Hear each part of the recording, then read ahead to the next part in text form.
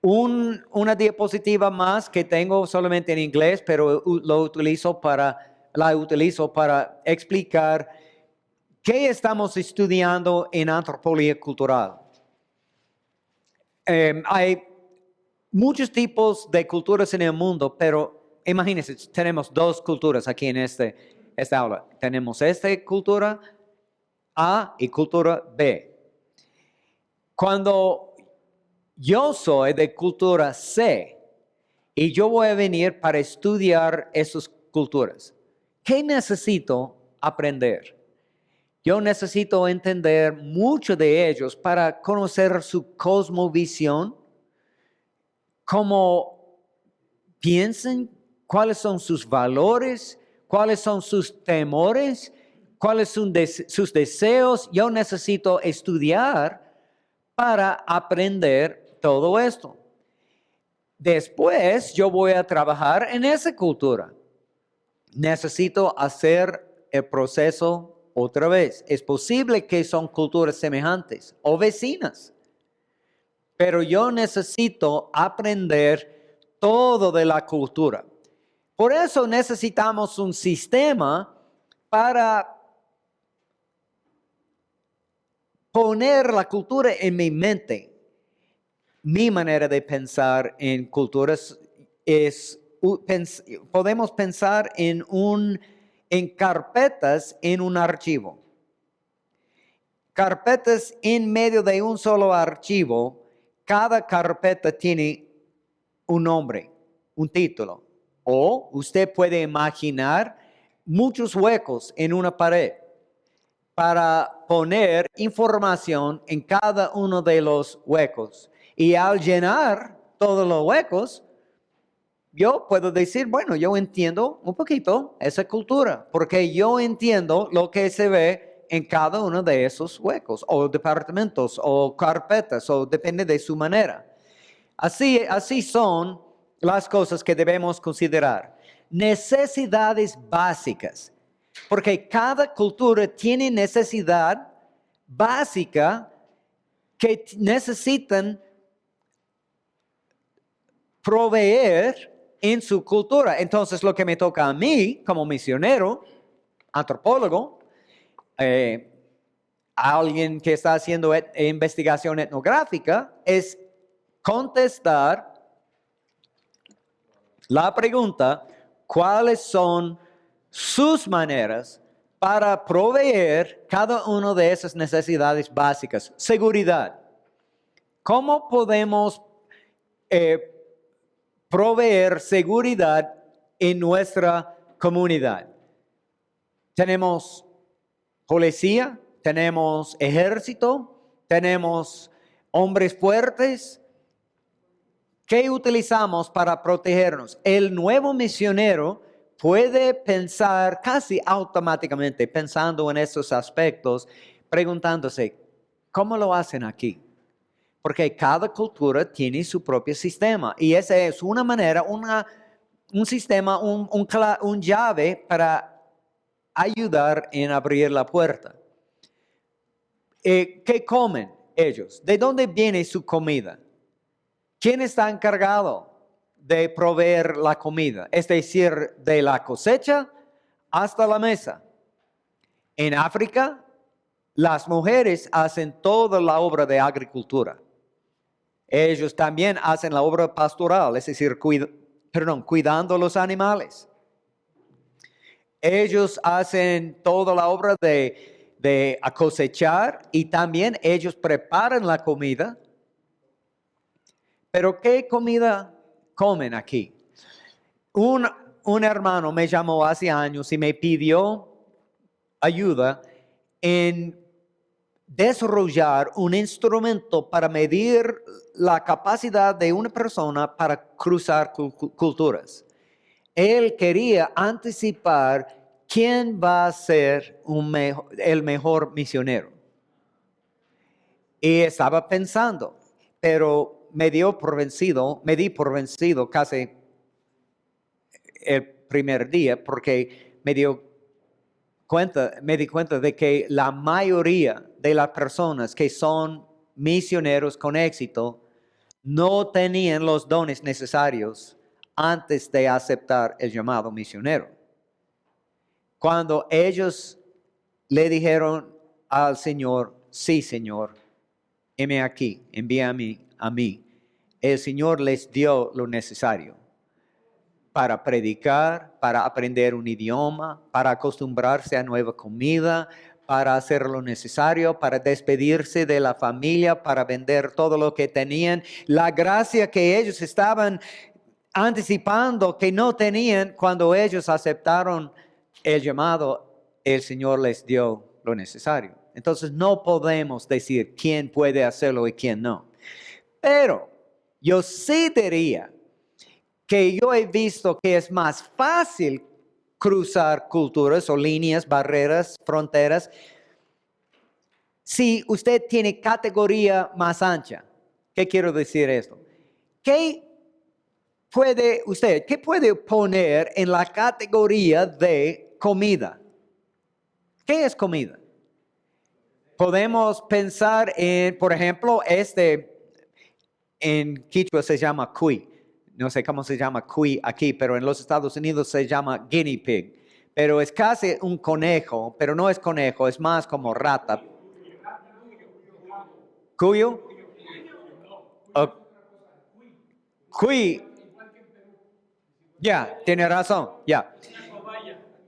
Claro, pero es una mascota en Gringolandia, ya. Pero en Ecuador, en los Andes, es comida.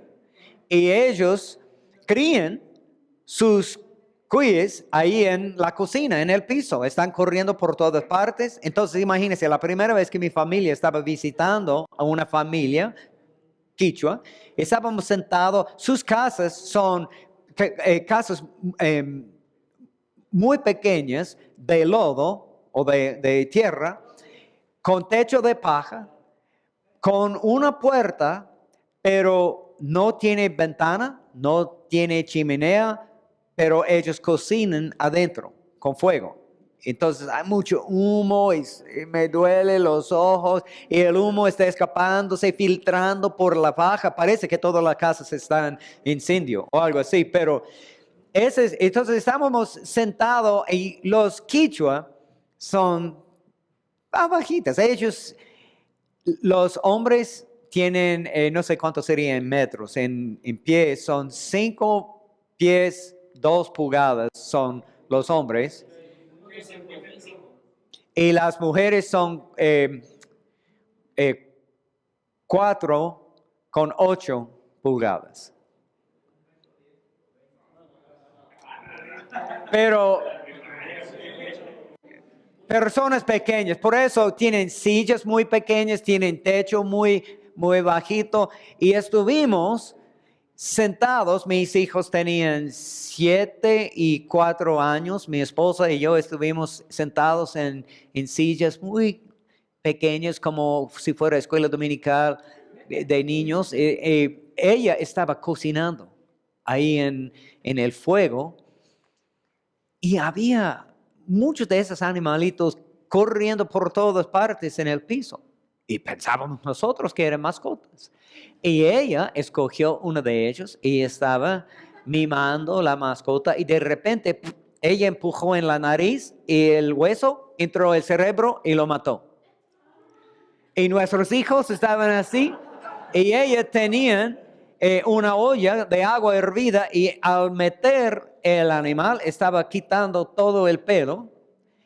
Con un cuchillo estaba limpiando el estómago y ella lo puso en el fuego mientras estaba hablando con nosotros como si fuera hablando de la lluvia ayer o algo así, mientras estuvimos hablando y ella estaba cambiando la posición del animal en el fuego y después de un ratito, ¡pum!, estaba en mi plato así, con pies, cabeza, dientes y todo mirándome, pero listo para... Y cada uno de nosotros recibimos uno de esos. Qué sorpresa, hermanos. Después de un par de meses, yo me fui a la selva con 3 misioneros más. Fui en este viaje que les indiqué.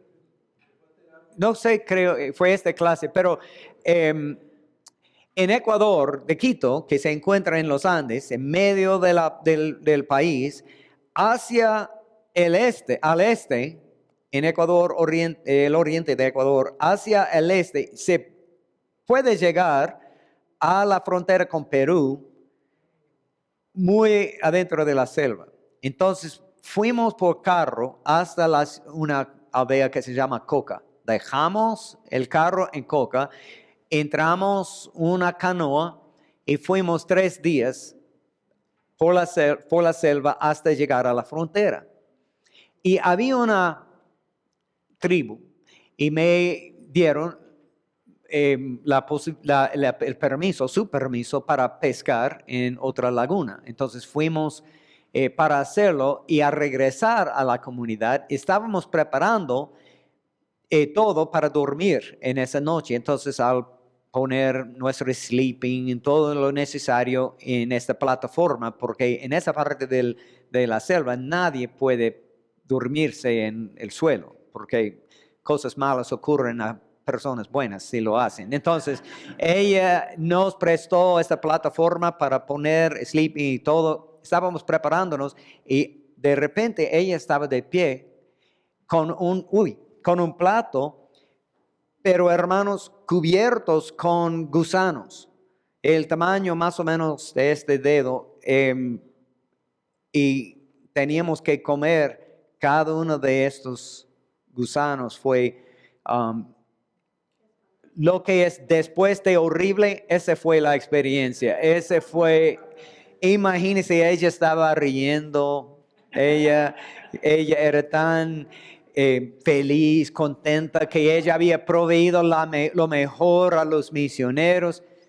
Entonces, en la categoría suya de comida, ¿qué podemos poner en esa categoría? En el mundo árabe, en algunas partes en Asia Central, por ejemplo, cuando ellos matan una oveja, cuando una persona, misionero, una persona invitada está presente, ellos con más o menos como un tenedor, ellos sacan el ojo y le presentan el ojo de esa oveja para comer. Este es un honor y nadie puede rehusar ese honor. También en la selva ecuatoriana y Perú también, en Perú se llama masato, en Ecuador se llama chicha, pero es chicha masticada. Tenemos otro tipo de chicha en la sierra. En la sierra se hace con avena y otras cosas, pero en la selva, las mujeres de una comunidad, mamá, mi esposa, mis hermanas, mis hijas, sienten en un círculo y ellos mastican yuca. Y al masticar yuca, ellos en una olla. Y se puede imaginar, huele horriblemente, sabe peor, pero esta es la bebida, la única bebida en la comunidad. Y también es una prueba de compañerismo. Cuando usted llegue y ellos utilizan ollas de cerámica, y cada persona recibe su olla. Y mientras los misioneros están hablando con los hombres que son representantes y los que hacen decisiones, los que están cuidando el permiso para entrar. Ellos están encargados de dar permiso para entrar o no. Entonces usted necesita una buena relación con él. Entonces usted está sentado con su olla hablando con ellos y nadie puede decir, uy, hermano, no, gracias. Porque para ellos es decir, sus mujeres no son buenas para mí. Yo no quiero beber algo, tomar algo que su mamá y su esposa, su hermana ha tenido en su boca. Y eso porque cada comunidad hace su propia chicha. Y esa es una ofensa fuerte. Entonces, en su categoría, puede poner las personas que tienen una categoría bien ancha. No estoy diciendo que ellos son los únicos misioneros. Estoy diciendo que es más fácil para ellos. ¿O qué es una cama para usted?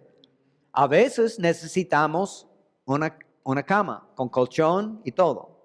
A veces necesitamos una hoja de banano en el suelo. O un sleeping. O unas personas dicen, una hamaca está bien. Pero hermanos, hay personas que pueden dormir en suciedad, en basura, y a ellos no les importa. Ellos podrían vivir en una rama de un árbol, no les importa. Entonces es más fácil para ellos, o en cuanto a fragancias.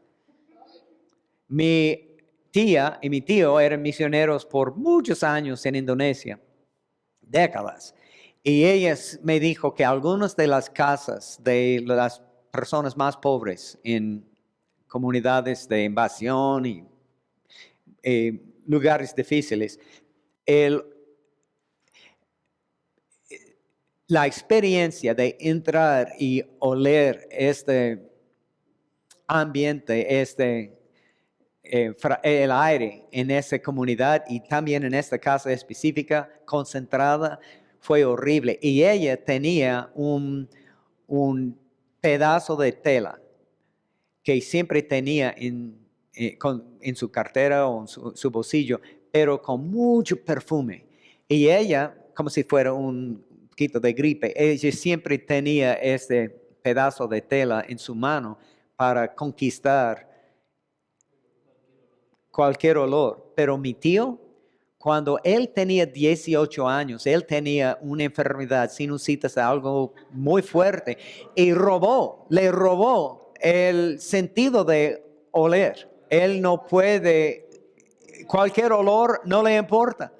Entonces él estaba platicando, disfrutando la vida, horas y horas y horas, y ella estaba sobreviviendo con su pedazo de tela. ¿Ya? Entonces depende de la persona y la anchura de sus categorías. ¿Qué es comida? ¿De dónde es el agua?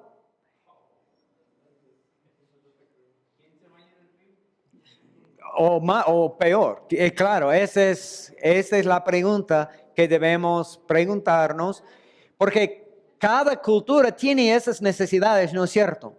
Entonces, al entrar como antropólogo, sociólogo, misionero, yo necesito contestar esas preguntas. Entonces, en cuanto a seguridad, en cuanto a comida, en cuanto a su agua, o si es una comunidad, ¿de dónde es la luz? En las comunidades donde la gente está invadiendo una propiedad, están construyendo su propia comunidad de cartón, de ladrillos, sea que sea, pero ellos están invadiendo para establecer una comunidad.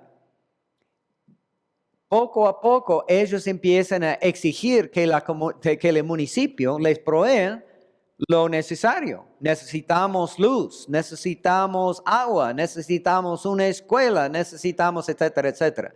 Entonces, como misionero, estoy evaluando el estado o el nivel de desarrollamiento de esa comunidad por la luz. ¿De dónde es la luz? En los Andes son dos líneas de la luz que pasan por todos los Andes, por lo general.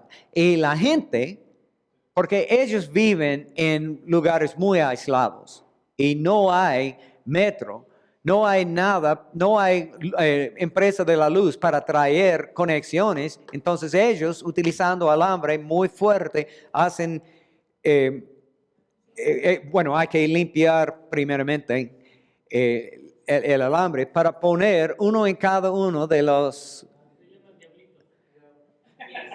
Eso es lo que hacen, pero me cuenta algo también. Ellos quieren tener hasta televisión en algunos lugares, con computadoras y todo. Estaba en Perú, al lado de en el departamento de Cusco, pero en un lugar que se llama Ancahuasi. En una casa de adobe, pero de 2 pisos, pero toda la casa fue ese tamaño, más o menos de ese tamaño, de esa pared donde estoy yo, más o menos, pero de 2 pisos. Estuvimos en el primer piso haciendo un estudio bíblico Y yo tenía conmigo una película que se llama María Magdalena. Y es semejante a la película de Jesús, pero es muy útil en las comunidades donde las mujeres han sufrido mucho y queremos dar esperanza a ellos.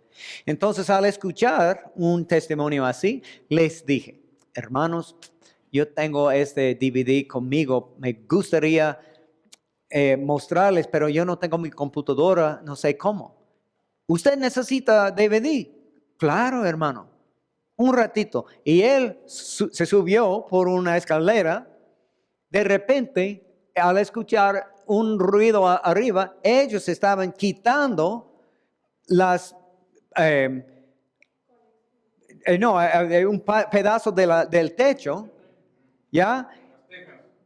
Y ellos bajaron con soga una televisión, un televisor de ese tamaño, con DVD, una parte del televisor mismo, ¿ya? Todo el mismo aparato. Ahí estamos en los Andes, abajito en las montañas, por un valle.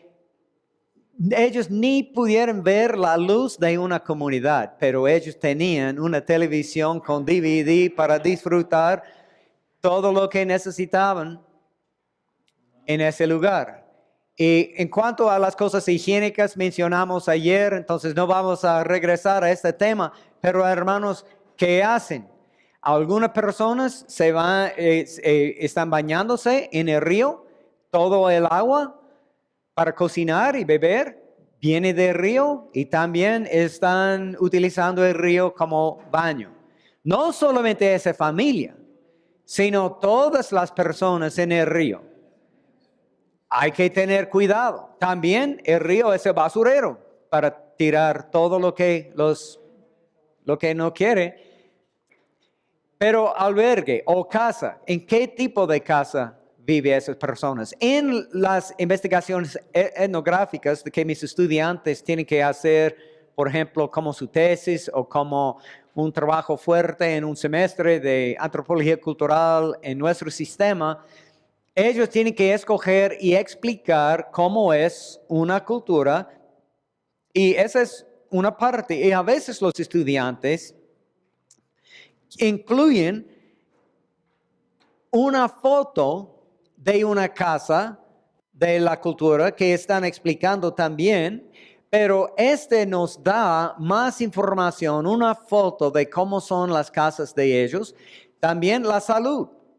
Ellos tienen medicina como nosotros, con médicos, o tienen acceso a la medicina moderna.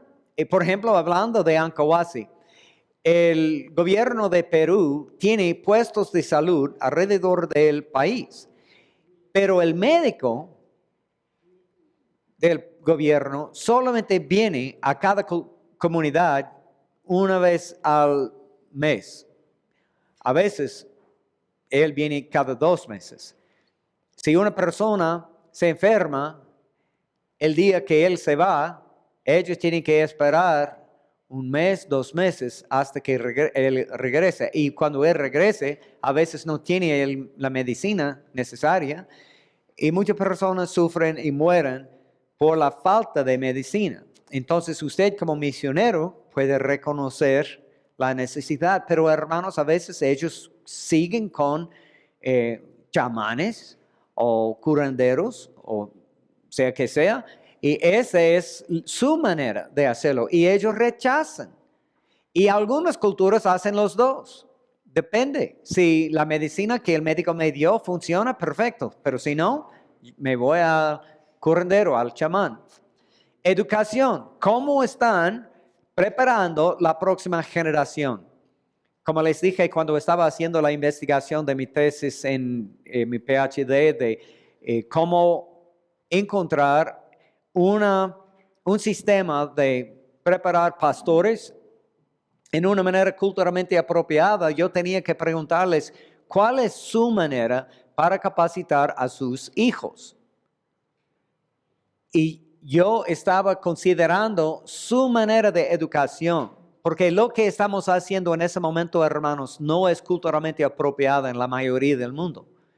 No podemos traer hermanos del campo que nunca jamás han asistido a una escuela para aprender en esa manera. Ellos no saben leer o tomar apuntes esa no es su manera.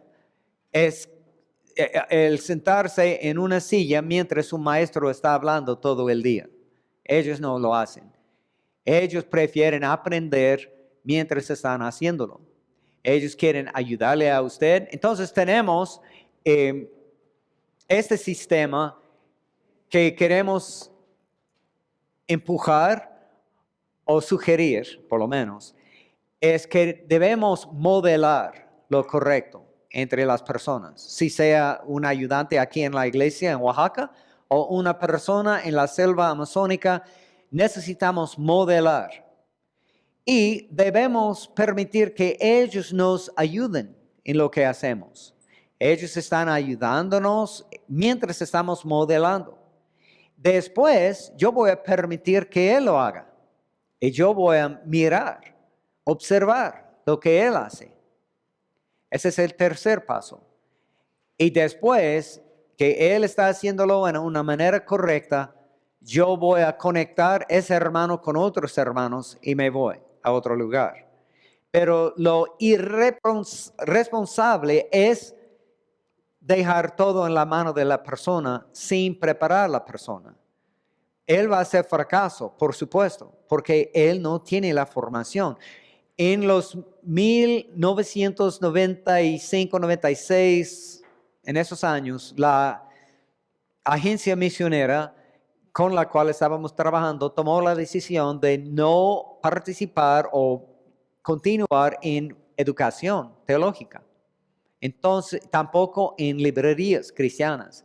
Entonces, ellos dieron las manos a los hermanos y les dijeron, aquí tienen las llaves, no lo hacemos de aquí en adelante.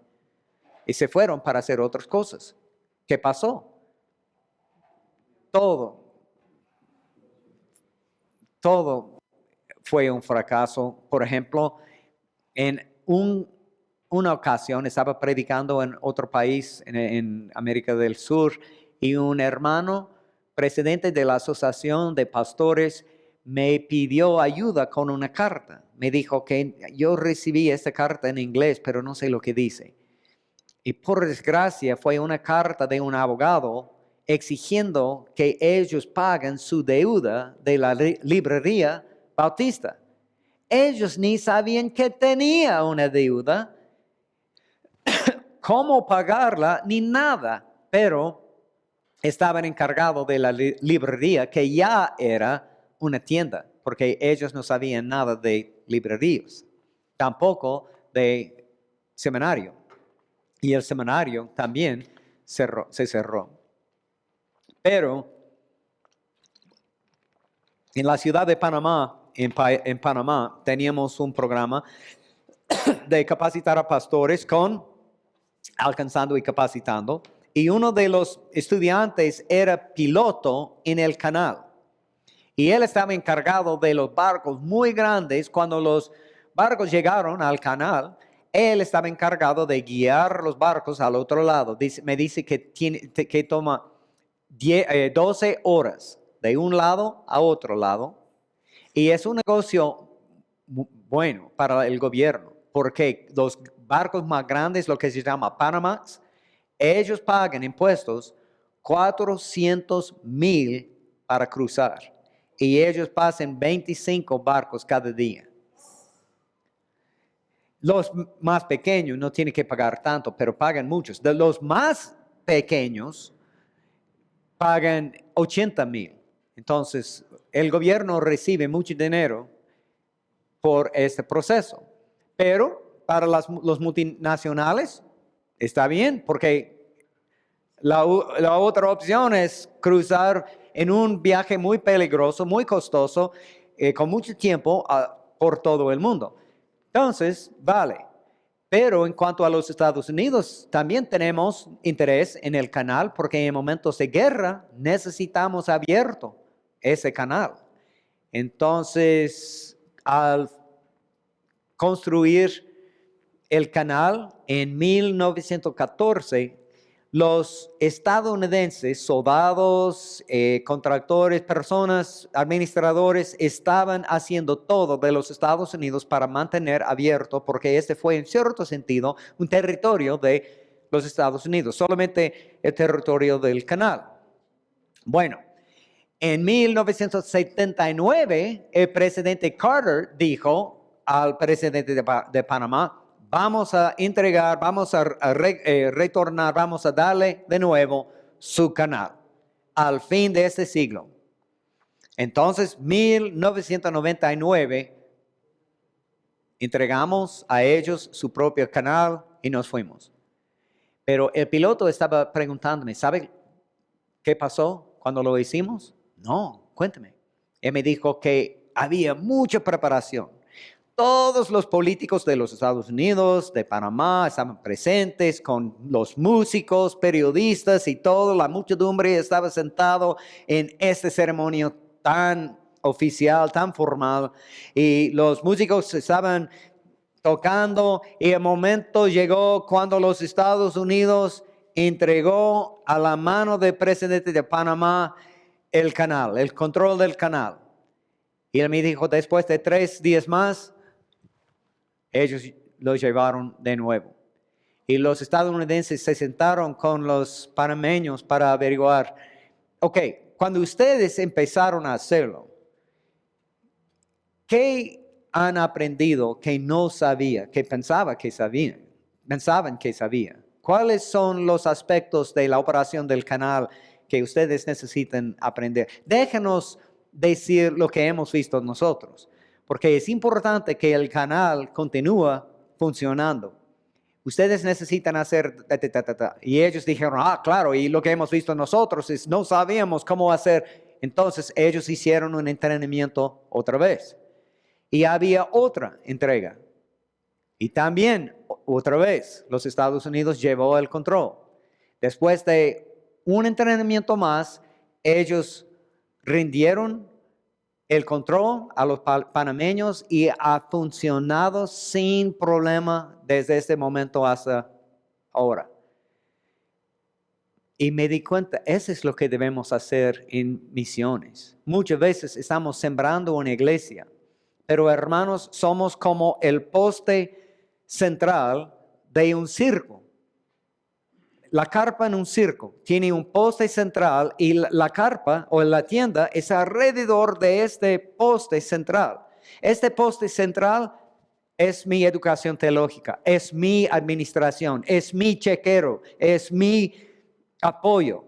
Pero cuando me vaya, estoy llevando mi poste y todo lo que había en mi ministerio se cae. Entonces, en vez de hacer esto, hermanos, lo que necesitamos hacer es funcionar como andamiaje alrededor del edificio que estamos construyendo. Y cuando terminemos, podemos quitar andamiaje para ir y el edificio puede continuar funcionando con los hermanos de la cultura porque construimos este edificio con ellos, utilizando maneras, tecnología, etcétera, que ellos mismos pueden hacer. Y no estamos exigiendo que ellos hagan algo no cultural que no pueden hacer. Necesito aprender. Hermanos, ¿cómo enseñan a los demás en su cultura una destreza? ¿O cómo enseñan los papás a sus hijos cómo sembrar o cómo construir una casa, etcétera? El segundo nivel son las influencias en la vida de la cultura. ¿Cuál es la cultura? ¿Qué es cultura? Una vez más, hermanos, la cultura es el sistema de reglas del partido de la vida. Cómo saludar, qué comemos, cómo podemos casarnos. En algunas culturas, usted solamente puede casarse con una persona desde afuera. No puede casarse con una persona en la misma cultura. En otras culturas, usted tiene que casarse con alguien desde adentro. No puede casarse con extranjero o extranjera. Yo leí un artículo hace un par de años acerca de los judíos y dice que un judío que se case con otro judío, cuando ellos tienen hijos, los hijos de dos padres judíos que están practicando su fe, el porcentaje de hijos que continúen en judaísmo es 90 y pico %. Pero cuando un judío se casa con una muchacha que no es judía, que no comparte su fe, este porcentaje cae hasta 12%, 8%, algo así, se me olvidó, pero fue. Entonces se puede ver cómo los judíos y los chinos también es requisito entre los chinos, que ellos se casen con chinos. Entre los judíos y los chinos, esa es una manera para protegerse, para asegurar que continuemos fieles. Y ese fue el requisito de Dios entre los judíos del Antiguo Testamento. Entonces, ¿con quién puedo casarme? A veces ellos tienen que casarse con personas de otra cultura porque en caso de hambre o en caso de ataque de otra cultura, esas personas nos pueden ayudar porque tenemos vínculos, porque nuestros hijos se casaron. Y en esa manera ellos están dando seguridad a su cultura. Historia. ¿Cuál es la historia de esas personas? Hablando de los quichua de la sierra, les dije que ellos eran esclavos, ellos eran los menospreciados de todo el país, toda su cultura, hasta los 1970. Entonces se puede ver que para ellos la historia es algo muy importante y para los misioneros ellos deben entender que eso es algo muy importante. La historia de un grupo. Demográfica, información demográfica, es decir, cuántas mujeres, cuántos hombres, cuántos hijos tiene cada familia, cuánto dinero gana cada familia. ¿Por qué nos importa esto? Al estudiar la información demográfica de las comunidades de los Andes, es obvio en muchas de las comunidades que no existen hombres. Hay abuelos y hay niños, hay niñas, hay muchachas, hay amas de casa, hay abuelas, pero no hay hombres de la edad de trabajo. Porque hace 12, 13 años la economía se cayó y la décima parte de la población de todo el país se fue. A España, a Italia, a Alemania, a los Estados Unidos, en Manhattan, en Nueva York, la ciudad de Nueva York. Tenemos 850,000 ecuatorianos viviendo en una sola ciudad. Es la tercera ciudad de Ecuador. En Guyana son 1,800,000 ciudadanos de Guyana. 1,000,000 de ellos viven afuera del país. Entonces, hermanos, estudiando la información demográfica podemos ver, tenemos un problema. Se puede imaginar el problema cuando los padres se fueron y dejaron atrás los hijos y no regresan porque no tienen dinero para regresar a su país o no quieren o tienen otra familia en el nuevo país. Hay muchos problemas. Hay mujeres que están haciendo trabajo que tradicionalmente los hombres hicieron. O a veces los peruanos vienen a las comunidades para hacer el trabajo durante la semana, pero los fines de semana regresan a Perú con el dinero ganado. Entonces el dinero no se queda en la comunidad, entonces ellos siguen sufriendo. ¿Me ¿Me explico? Entonces, estudiando la información demográfica podemos entender dónde se encuentran desafíos y por qué es así. Geografía. ¿Viven en la costa o en la montaña o en el desierto? Nos ayuda a entender más de la cultura también. Y yo podría dar historias de cada uno, yo no voy a hacerlo porque necesitamos terminar para las 4. Pero también instituciones. ¿Cuál es la primera institución que el Señor formó? La familia, matrimonio. Entonces, ¿cómo lo hacen? Pero al casarse, ¿dónde viven? Entre los quichua, ellos dicen, bueno, mi hijo va a casarse, entonces mi nuera tiene que vivir con él en mi casa por el primer año. Yo voy a construir una habitación, ellos van a vivir en su propia habitación, pero durante el primer año los padres están enseñándoles cómo ser una pareja. Y él está ahorrando y él está reclutando, agrupando, amontando lo necesario para construir su propia casa. Y no se olviden, es una cultura recíproca. Entonces, cuando él tiene lo necesario, él tiene todos lo necesito para construir su propia casa, él llama a toda la comunidad viene y ellos construyen la casa. Así funciona. Pero al entender la familia, yo puedo entender un poquito más la razón por la cual los hijos, y solamente el primer hijo, cuando él se casa, está viviendo en la casa de sus padres, pero muchos continúan viviendo con los padres siempre, hasta que no haya espacio, o él tiene que ir a otra ciudad para trabajar. Pero en los Estados Unidos tenemos padre, madre e hijos. Lo que se llama la familia nuclear en una casa. Solamente de vez en cuando tenemos mis suegros o mis papás o alguien que ha venido a nuestra ciudad para trabajar y es miembro de nuestra familia, necesita un lugar para vivir. Pero por lo general es padre, madre, hijos, ya. A veces. Él tiene que vivir en el jardín. No, en el perro o perros, porque algunos tienen cualquier cantidad. La ley y el gobierno, ¿cómo funcionan aquí? ¿Ellos tienen rey o tienen presidente?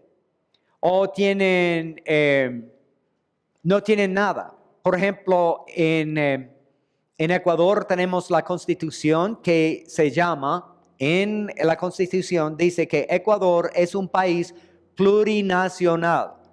Porque el gobierno reconoce que tenemos varios países en un solo país. Se habla, aún en el periódico, de la justicia indígena o la ley indígena. Porque los indígenas tienen su propia ley. Cuando un muchacho, por ejemplo, o unos muchachos borrachos, están violando a una mujer, una muchacha.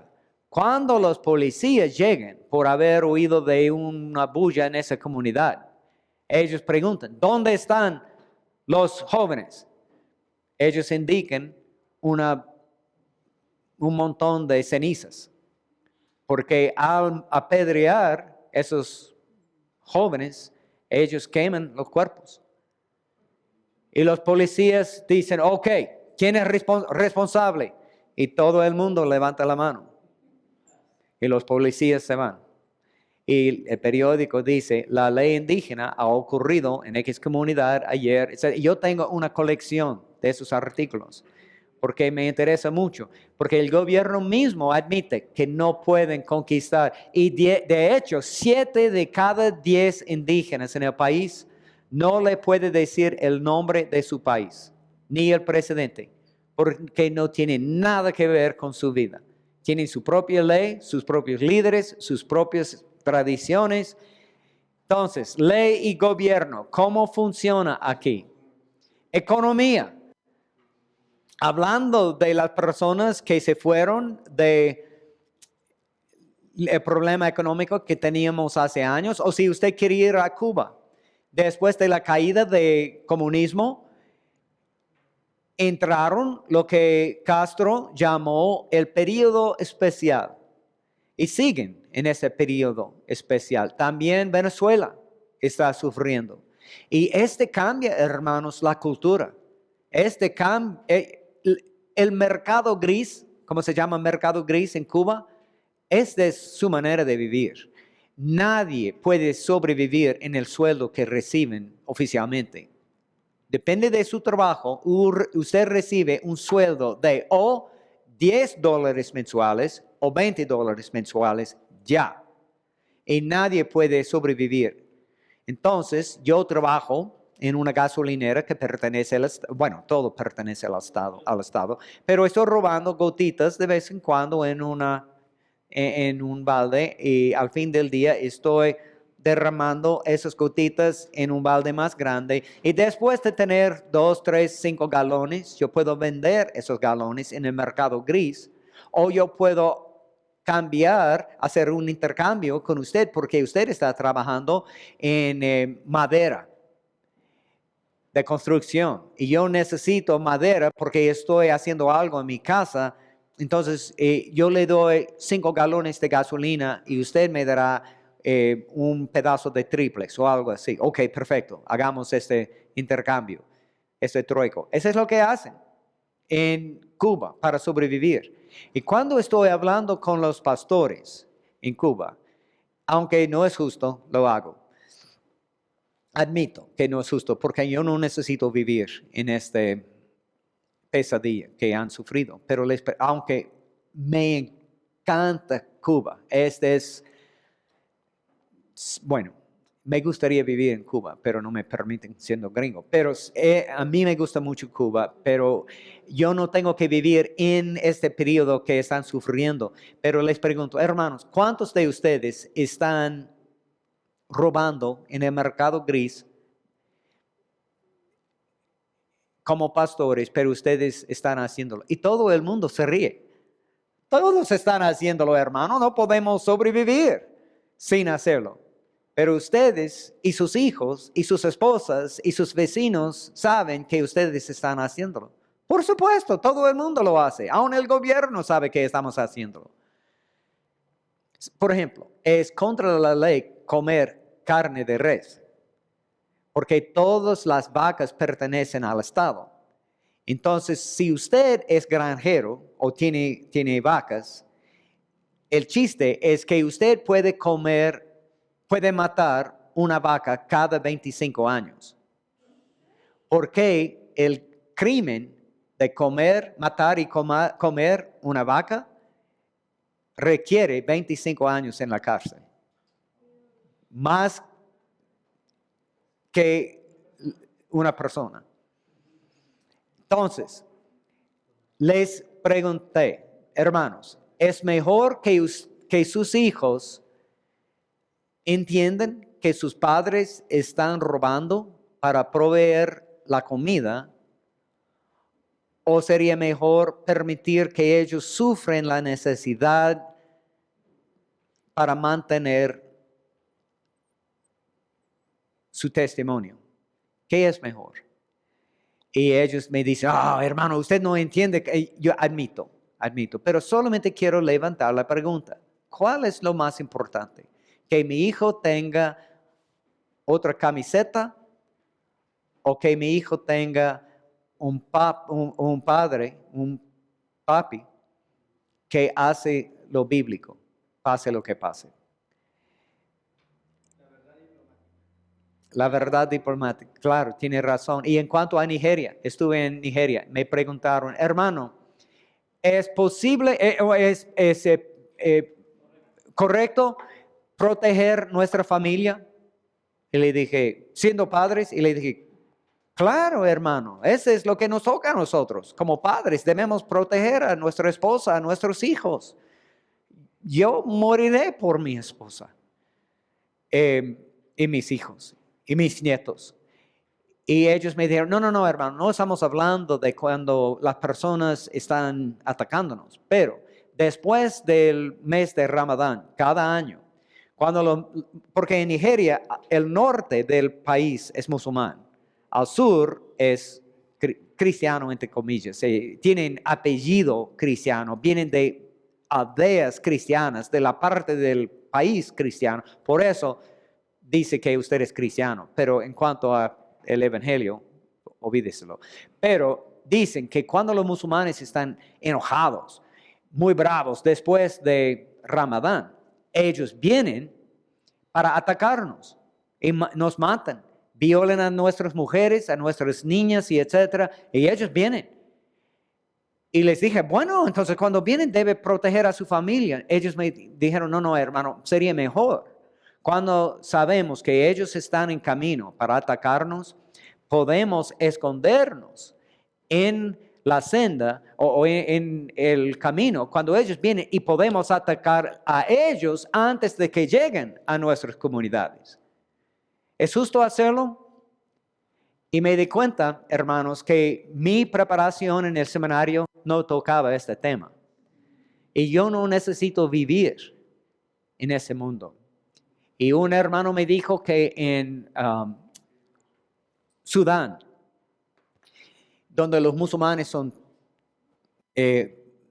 tan violentosos, cuando un hombre, hermano, con su esposa, con 4 o 5 hijos, están caminando por el camino, los musulmanes a veces encuentran a esos cristianos y ellos exigen que él ora la shahada para decir no hay otro Dios sino Alá y Mahoma es su profeta, para convertirse en islamismo, porque solamente tiene que decir esto para ser musulmán. Y él no quiere hacerlo. Entonces, inmediatamente, los musulmanes cortan la cabeza de su hijo menor.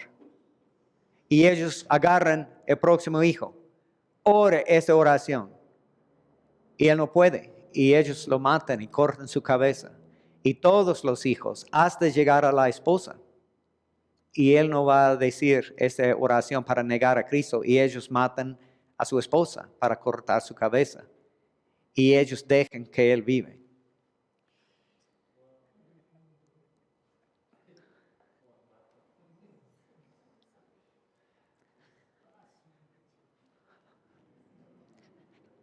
Es importante, hermanos, entender qué está afectando la cultura.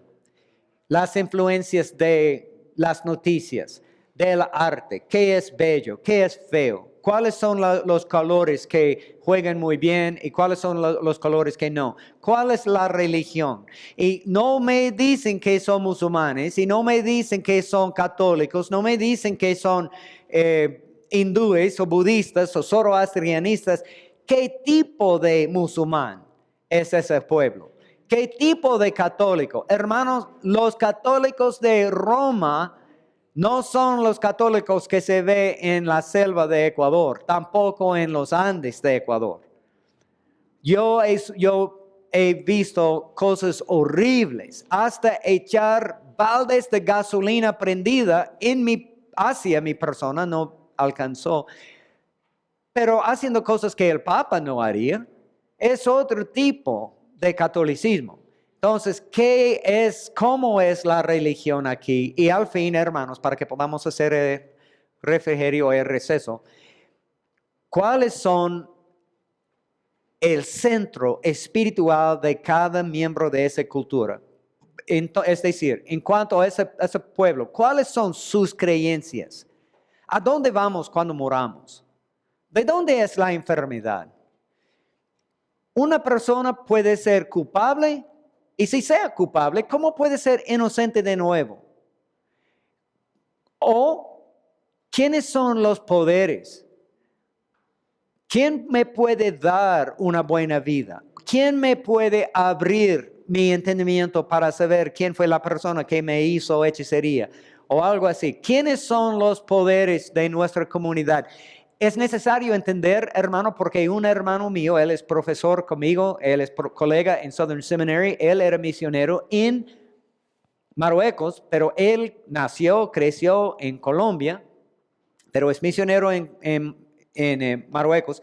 Él y su esposa estaban evangelizando en silencio a varias personas y ellos invitaron a esas personas a su casa para tener un tiempo de visita, etcétera, y ellos iban a preguntar cara a cara, ¿quiere aceptar a Cristo en la privacidad de su propia casa? Porque en la calle de Marruecos nadie puede hacerlo. Entonces iban a hacerlo, ¿ya? Pero para poner el ambiente perfecto y todo, su esposa estaba prendiendo velas, ya con fragancia, para hacer muy buena el ambiente de la casa. Pero cuando ella empezó a hacerlo, todo el mundo se enfrió. Y ellos se fueron después de 1 hora sin decir nada. Y después de meses, él se dio cuenta de que entre ellos, la manera, velas, es la manera de expulsar los espíritus y poderes y proteger la casa de su poder. Entonces los misioneros les habían dicho por semanas que confiamos en el Señor, el Espíritu de Dios es más poderoso, y cuando ellos llegaron a mi casa, ellos estaban poniendo las velas. Son mentirosos, ellos están aquí haciendo algo, pero no pueden ser cristianos, o ella no haría esto. ¿Cuáles son los poderes, creencias en el ser, centro del ser de esa persona? ¿Cuál es su identidad? Muchas personas en los Andes dicen somos católicos, pero hermanos, ellos ni entienden quién es el Papa. Ellos no saben nada de catolicismo, pero dicen que somos cristianos hasta perseguir a los cristianos, hasta matar a personas, hasta destruir su cosecha, violar a sus hijos, apedrear la casa que se hace de tierra, ¿no es cierto? Como les dije, apedrear la casa para destruir la casa de una persona que sea evangélico, aunque ellos ni entienden qué es catolicismo. Y pecado. Cada cultura tiene su propia explicación de qué es pecado. Cuando les digo que debemos entender lo que ellos piensan de pecado, hermanos, estoy diciéndoles que la Biblia es sobre todas las culturas. No hay ninguna cultura que puede informar a la Biblia, sino al revés. La Biblia nos dice que es pecado, pero entre los quichua, por ejemplo, somos una comunidad quichua. Y hoy día, yo tengo un quintal de papas. Y usted está preguntándome, hermano, ¿de dónde son esas papas?